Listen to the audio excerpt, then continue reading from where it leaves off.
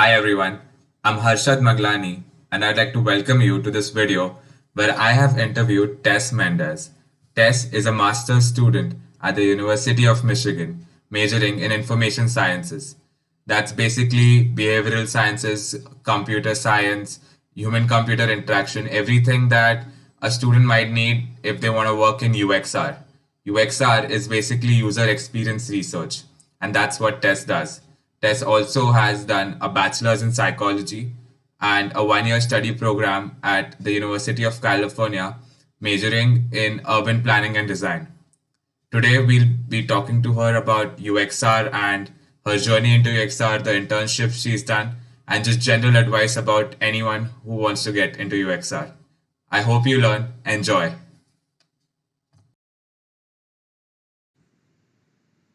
Hi, Tess. Welcome. Hi, how are you doing? I'm great. How are you? Doing pretty well. Had a very productive day, so that's always nice. Always good to accomplish some things. That's great. With you, it's always like you really have productive days every time we talk. Yeah, I guess you could say I'm one of those people who likes to be busy. I like to get a lot of things done. I really like that sense of accomplishment at the end of the day and fulfillment by having things finished. So I guess, yeah, I tend to be on the busier side usually. That's great. That's really nice to hear. So today we'll be talking about UX, which is what you specialize in, and you've done a lot of stuff in UX. So that's why I thought that you were the perfect person to kind of have this conversation with. And I think that now that we're about to begin, you are a UXR, that is basically user experience researcher. And there's Mhm. a lot of confusion about what is UI and what is UX and what's the difference between, UI design or UI research versus UX design or UX research. So if you could just, start by you clarifying the difference between UI and UX, that would be great. Yeah, so UI stands for user interface. And usually people who do UI design are more concerned with making the platforms or products visually appealing. And you also need to pay attention to drawing the user's eye where it needs to go. For example, on an onboarding process, trying to have someone sign up for a product, you want to make sure that the sign up button is going to draw someone's eye to it to help call that to action. Right. So UI design is really about making things beautiful as well as functional. And UX, which is user experience design, is more about the whole experience of the product between different screens, making it usable, understandable, and functional for all kinds of different users. And then user experience research kind of has to deal more with that exploratory side of what do people need from the product, how are they experiencing it currently, and how can it be improved. Right, right. That's great actually because even initially I was pretty confused about the difference because whenever you come across roles that mention something to do with UI UX, it's always like UI slash UX design. So it's pretty confusing Right. as to what they mean. So thank you for clarifying that.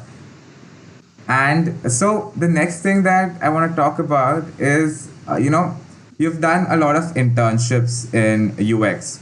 I think there were three. The first one is the one that you're doing currently at the University of Michigan. And before that, it was at Brightable. And before that, it was at Michigan Closet Foster Care, if I'm not wrong. Right. So, if you could just describe your experience at all three places and what you did over there, that would be really nice. Yeah. So the first opportunity I actually got was a customer experience role with the Michigan Foster Care Closet. And what we did for them, first of all, they're a foster care closet in Washtenaw County in Michigan in US. And they really service families in this community who have foster care needs, mainly dealing with clothing items, childcare items, and those sorts of things.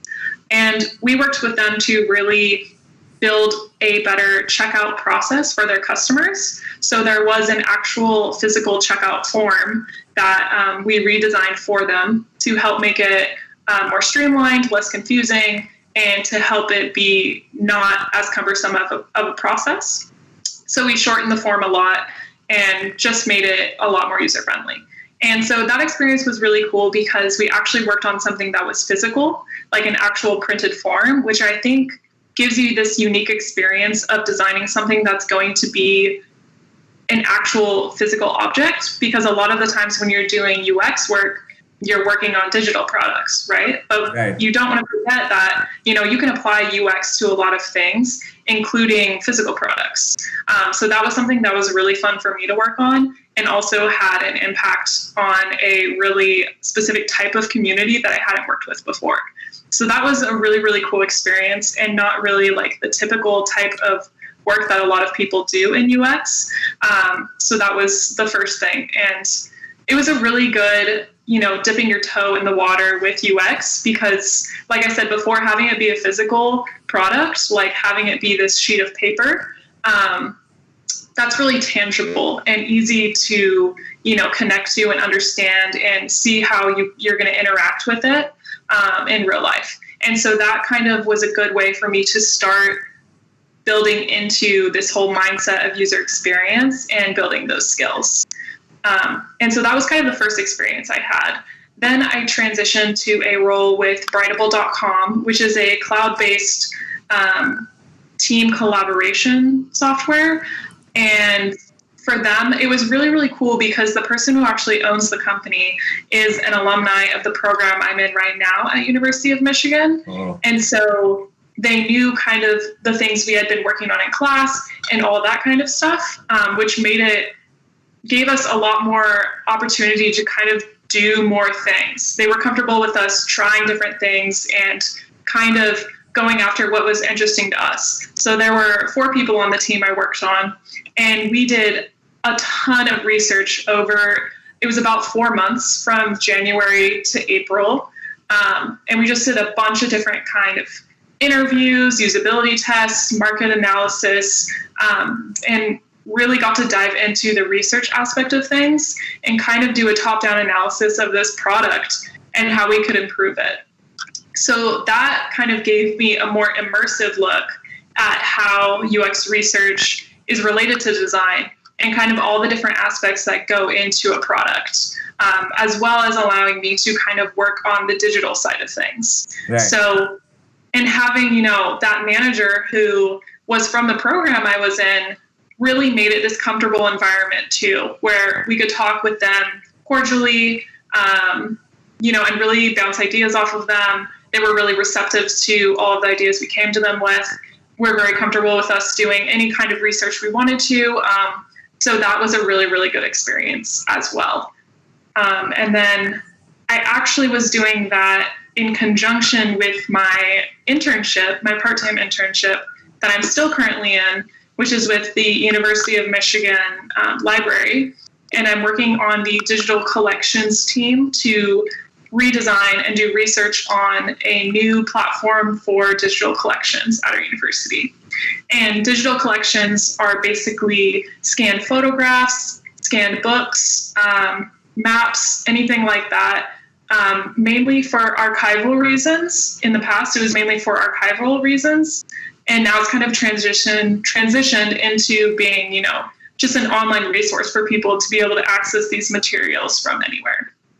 And so with that internship that I'm in right now, I've learned a lot about doing data analysis across all of the research we've done. I've worked on, I think, 3 or 4 different research projects.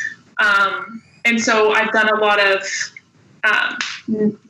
research triage from the notes that we pulled from our interviews or from first click testing and all those kinds of things. So that's really given me an in-depth look, again, at research, which is kind of my specialty within UX, and being able to do that analysis and turn it into actionable insights for the team has been a really good opportunity for me as well. So it's been great so far. All these different things I've done have given me exposure to different aspects of research or of just UX in general. And so I think because of that, I have a pretty well-rounded approach to UX and UX research as of right now.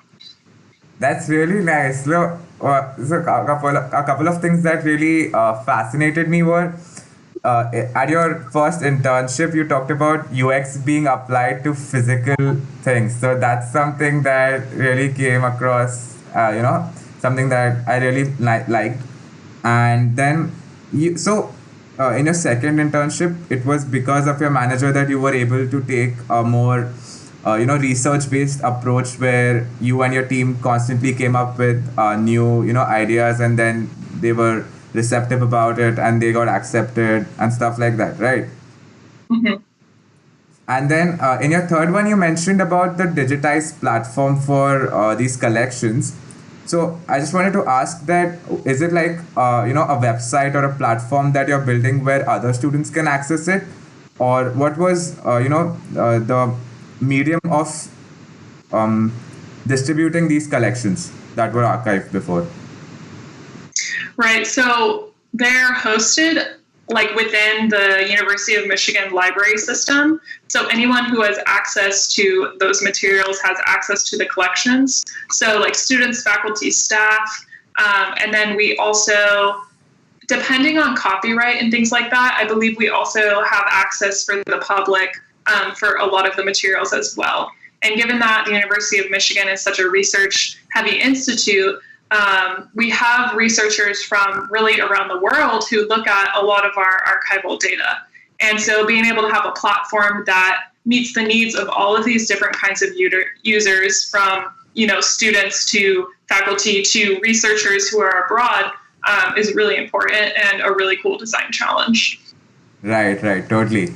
So that's really nice. Like I felt that your experience has been, really, as you mentioned, it was very well rounded. You went into a lot of different areas of UXR, and that's really nice. That's really nice. Mhm. And in all of your internships, you've done a lot of it in contextual UXR. Am I right? Yeah, I've used contextual inquiry before. Yeah. So could you talk a bit about what exactly is contextual UXR and your experience with it? Yeah, sure. So contextual inquiry is one of the research methodologies that is, kind of a part of the UX research tool belt.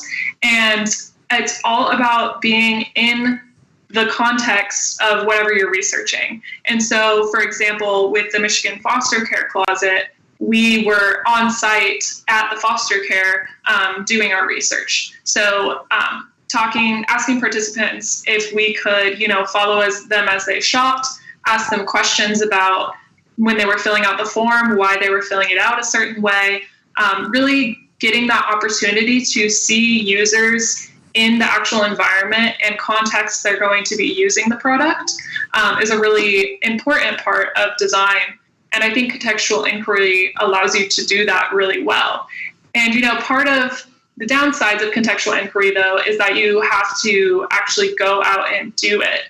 And so part of what makes it difficult right now, especially with COVID and everything, is a lot of the work we're trying to do is to stay remote to help stop the transmission of, this pandemic.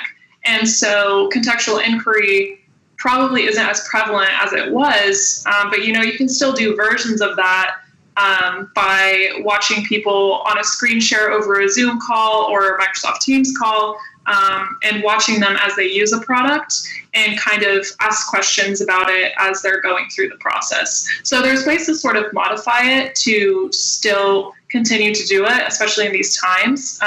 But something I love contextual inquiry for is the ability to actually go and see people interact with the product in their real environment.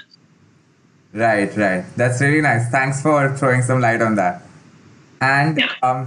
so you mentioned asking people questions. So I'm assuming that there was a lot of interviewing involved with your contextual inquiries. Yeah, so normally I'll have a predetermined script that is it's like I'm going to kind of follow the script and have it there for backup, and also to make sure I'm asking the questions that I want to ask to answer my research objectives. But really just using it as the bones of the interview and feeling free to sort of diverge from that in any way and ask questions that are maybe tangential, but are still related to the research that I'm doing and helps gain that more granular insight into the user's process. Right, right. That's so great. So one of the things that that really amazes me is that you have a background in psychology. You've done a bachelor's in psychology before you went on to pursue UXR. And since a lot of it has interviewing in it, so it's very obvious that your background must help you in determining a lot of things that people say. And if you could just share with us, how your background has helped you in UXR. Like, what's the plus point of having done a psychology bachelor's before you came into this field? Yeah. So I always talk really highly about psychology because I think it, weaves its way into so much of the work we do, whatever field we're in. Like you could use psychology in sales, in marketing, in UX research, in design, in all these different fields. It has a place because we're designing for real people who, have to make decisions, who have to deal with the frustrations of using a website, and understanding how those frustrations play into the psychology of using your product, which can result in people abandoning the site or abandoning the sign-up process is really important. And I think, having a bachelor's in psychology gave me a leg up in some ways, in the sense that understanding human behavior, especially with UX research, I feel like is so pivotal in being able to understand your users, as well as being able to ask the right questions in the right way as to not bias your research as well. Especially if you're doing quantitative work. So if you have a Qualtrics survey or some type of survey and you want to measure, you want to measure how people feel about something, for example. Mm-hmm. And you want to rate it on a scale of like 1 to 7. You want to make sure that the way you're asking the question, as well as the way you're presenting the answers, is written in such a way that doesn't bias the people taking the survey.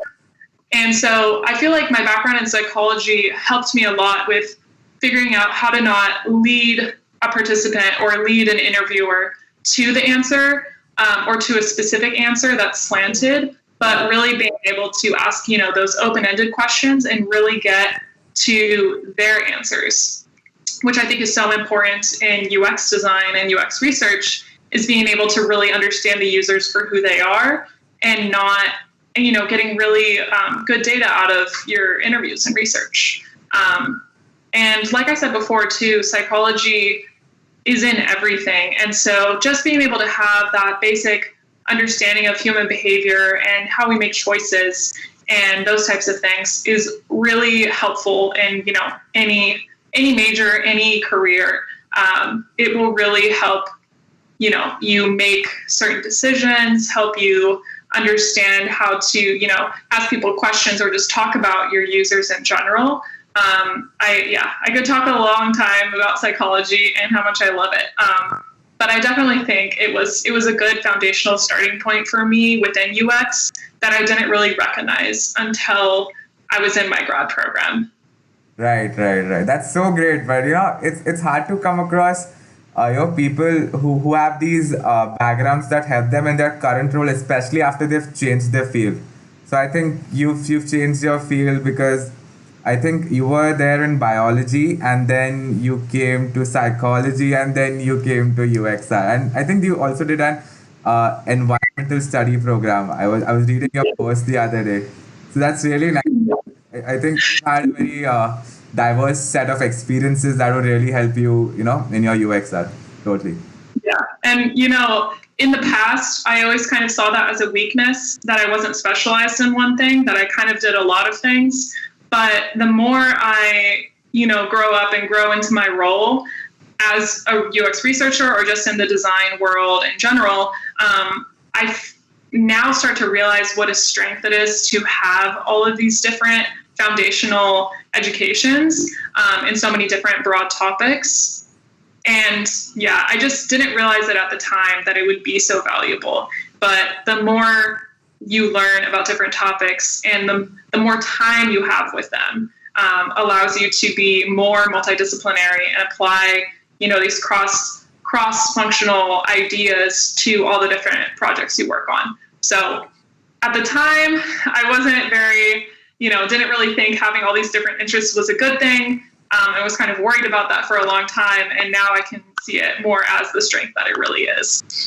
Right, totally. So now that you brought this up, I'm reminded of Steve Jobs' speech. So back in the day, do you know about the story when he attended Reed College?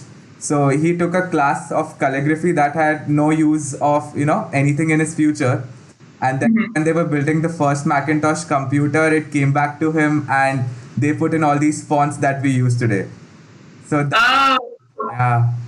So really great. So yeah, even he mentioned that, you should just follow your heart and just believe that the dots will connect in the future. So it's really nice to see that, your dots connected and it's working out great for you. Yeah. And I feel like they really do, as long as you believe in yourself, which is so cliche to say, but just really following what you're interested in and just knowing that it's going to take time. I think that's something that, I always felt like I was rushing to the next milestone. I just wanted to be at the next stage in my career. And something I've noticed or realized within the past probably like 6 months is that it just takes time. And if you just keep going, you're going to get where you want to be. It just takes a lot of patience and resilience and working towards your goals. And yeah, once I kind of realized that, I feel like things, not that they got easier, but that I could be more realistic in, my timeline. And that in turn helped me be a lot less stressed about where I currently am. Absolutely. You're right. It does take time and it takes a lot of persistence as well. You're right. Totally right. Yeah. And so the next thing that I think we could talk about is you recently did a volunteering project with the University of Michigan. That is startmap.info. So it was basically a map of the Michigan state where all these different regions in Michigan were highlighted with these risk zones, if it was high risk or low risk. So if you could just share your experience with that and maybe, show us the project, that would be nice. Yeah, sure. So I started on it about, I think it was a month ago, maybe 6 weeks. And in that time, I had been onboarded as a UX researcher and was doing some design work as well. And then about, when was it? Maybe 2 weeks ago now, I transitioned into the project manager role for the UX team. So now I manage 6 people, researchers and designers, to help build out new features for the product. And so I'll go ahead and share with you what the product actually is. Sure. Let's see if I can figure out how to share. Here we go. Yeah. Let me know if you can see it. Yeah. Okay. I will.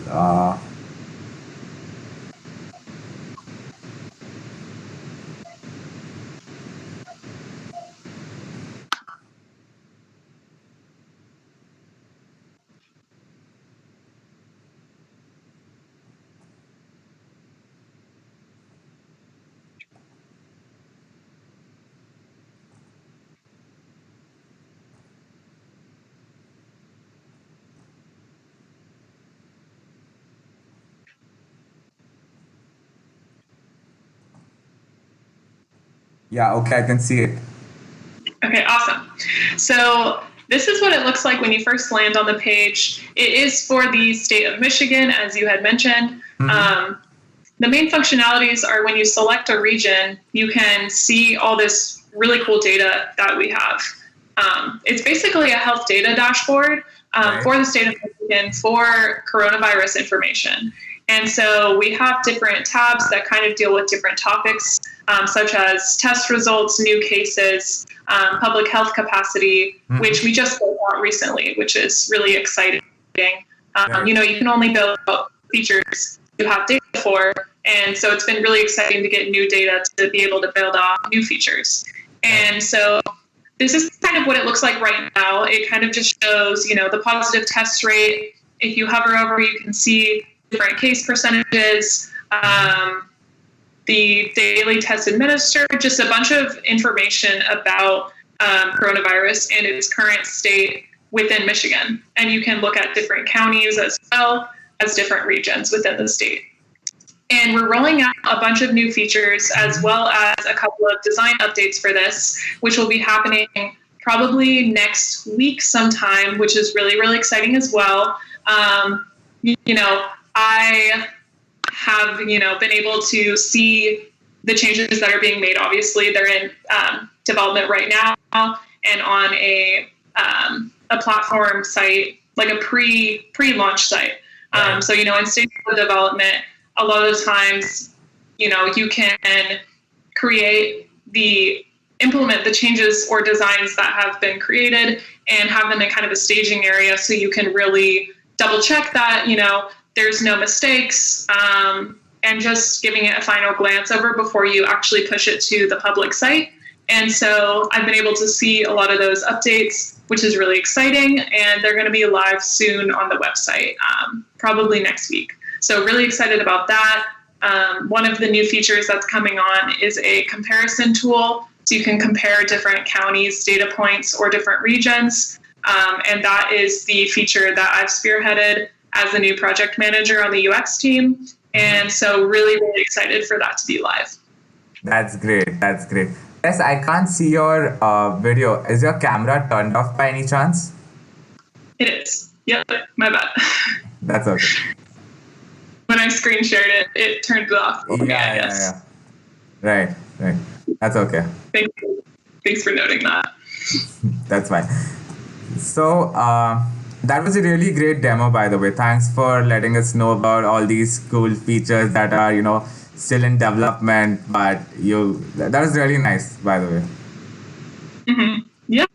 Yeah, and I'm really excited. It's a really cool environment to work in, where we have a team of about 40 students and faculty from the University of Michigan and a couple of alumni as well. We work in a really agile environment, so we have daily stand-ups. We have a feedback link on the website so people can reach out to us and give us feedback about what's currently developed. Mm-hmm. So just a really cool experience to be a part of something that moves so fast and to be able to see your impact, as a designer directly implemented into the tool is also really, really interesting and really, really awesome. Because, oftentimes as designers in bigger companies, for example, sometimes like a lot of questions I ask in interviews is when I'm interviewing for roles is, what impact do you have on the product?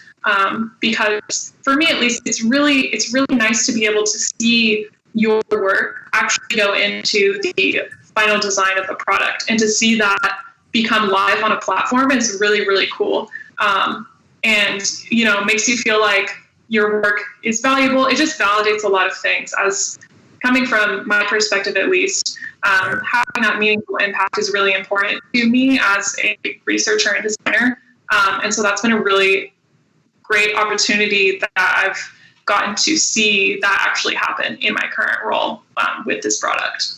Absolutely. That's so nice. It's really nice to hear. Yeah. Tess, now one of the final questions that I think everyone wants to know, and where you would be really able to help them, is if you had to give some general advice, on people who are interested in UXR or just getting started with UXR, and they're looking for maybe resources or just generic idea of how to begin. What message do you have for them? Mm-hmm. Yeah, so anyone who's interested in UX, I think there's a couple of things. So the first thing I would say is most important, possibly, maybe the most important, in my opinion at least, is really getting out and talking to people who are in the roles that you are kind of interested in or might see yourself in a couple of years. So I do a lot of informational interviews with people who are 5 to 10 years ahead of where I am. So people who are product managers or UX research managers, and really just talking to them about how they got to where they are and, what advice they might even have for me. And so getting that firsthand experience of being able to hear their story, from the horse's mouth, as I say, is really inspiring and kind of helps me find my own roadmap in the world of UX from hearing someone else's story about how they did it.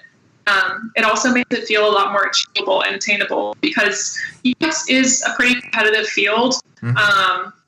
And there's so many great designers out there. And so sometimes it's hard to even feel like you'll ever get to that point where you're, a designer at Google or Facebook or whatever, big tech company you want to be at. And not everyone wants to be at a big tech company either. So understanding that too, being able to talk to people who are from different organizations, large, small, and startup and mid-sized, and really gaining that breadth of information about what a UX career could look like at all these different companies and in all these different roles. Because something that's really hard to sort of understand about UX when you're first starting out, that there are so many different types of UX roles, and at different companies, they have different responsibilities. And so if you're a product manager at a large company, you're probably going to be focusing on one specific part of the product. Whereas if you're a product manager at a startup, you're probably going to be working on everything and also working as a project manager to keep everything on track, make sure you're meeting deliverable goals. And so that's my first piece of advice would be to set up a lot of informational interviews with people who are within roles that you're interested in and at companies that you're interested in, and really just learning about what's it like to be in that role and how could you achieve that in the future and kind of learn how other people have done it. That's my first piece of advice. The second piece of advice that I would really give people is to just practice their design skills or their research skills. You can do a lot of these things or practice a lot of these things on your own. There's guerrilla user testing, which is kind of like ambushing people in coffee shops, getting them to use the site that you're doing an analysis on, which I have done in the past when I was first really starting out in UX. I did it on Yelp, and it was really fun and really awkward and weird at the beginning too, because just talking to people about products can feel kind of weird at first. Really just getting out there and trying these skills that you want to build and seeing if you even enjoy it, and knowing that you're going to kind of suck at first and it might be awkward at first, and just knowing that the more you do it and the more you practice, the better you're going to get, and the more it's all really going to start making sense to you. For my second piece of advice, it's really just start using the tools, explore Figma, Adobe XD, Illustrator, InDesign, Sketch, all of these different design tools that people mention a lot on their portfolios or like on their resume, and just learning them and getting used to design tools and how they all kind of function, because they have a lot of similar functionalities, and once you learn a couple of them, it gets easier and easier to pick up new tools. And so, my second piece of advice is just practicing and doing a lot of reading. I read a lot of blog posts on Medium about user experience. I browsed Dribble a lot, which is a platform for sharing different designs. So you can see anything from illustrations to a whole app mock-up. And that's also a really good place to look for color palettes, and kind of see what is in with UX design and kind of see what the, modern UIs are looking like and how to kind of level up your game in a lot of ways too. But just being comfortable, again, like I said, first starting out, you're going to think all your designs look really bad, and it's going to feel really weird and scary to put them out there and get feedback on them, or even put them on a portfolio. Because for a long time when I was creating my portfolio, I was looking at all these examples, online of all these great designers, beautiful portfolios. And here mine was looking really ugly and not professional at all. And just being on yourself too, and understanding that, you're just starting out, and this is how you get better, is to, do this work, appreciate feedback, and, feel comfortable with growing as a designer. I think that's a big part of being a designer in UX, is just always being willing to grow and get feedback and improve your skills. Mm-hmm. Totally. That was really great advice, Tess. Thank you so much for sharing that. Yeah. It's really hard when you start out, just where do you go? I feel like it's always, at least for me, it's been such a crazy path of trying to figure out how to become a UX researcher or UX designer. And that's why I say, my number one recommendation is just talking to people who are doing it already, because it'll really help you find the path, and find your own way. And, talking to people too, you realize that so many designers come from so many different backgrounds. Recently on LinkedIn, I made a post about how I started out as a molecular biology major in undergrad, and then, as switched to psychology, then studied urban planning. I've been kind of everywhere, and I've talked to a lot of people who, commented on that post or messaged me about it, and were saying that, they're an engineer transitioning into UX, or they're a writer transitioning into UX, and all these different roles, making this transition into this career. And I think that's important to know too, that so many people in UX come from different backgrounds. And so knowing that that's not a weakness, if you come from, marketing or whatever your career may be, there's a place for you in the UX world, and your previous roles are really going to have unique strengths that other people don't have. And yeah. Right, that's right. That's totally right. Because even with you have a lot of strengths with your diverse background, and you're right, that's applicable for other people from different backgrounds as well. Totally. Yeah. So I guess this is it, Tess. Thank you so much for being with us. Thank you so much for sharing all of this valuable advice and your experiences. I'm sure that everyone who's listening right now really learned a lot because of what you shared. Thank you so much. Yeah, thank you for having me and asking such great questions. If anyone wants to reach out and talk about UX or research, anything like that, I'm always open to having a little coffee chat, virtual chat. Reach out to me on LinkedIn, and yeah, we can get something set up. Thank you for having me. Definitely. I'll add your LinkedIn link in the profile, and people can reach out to you. Thank you so much, Tess. Thanks.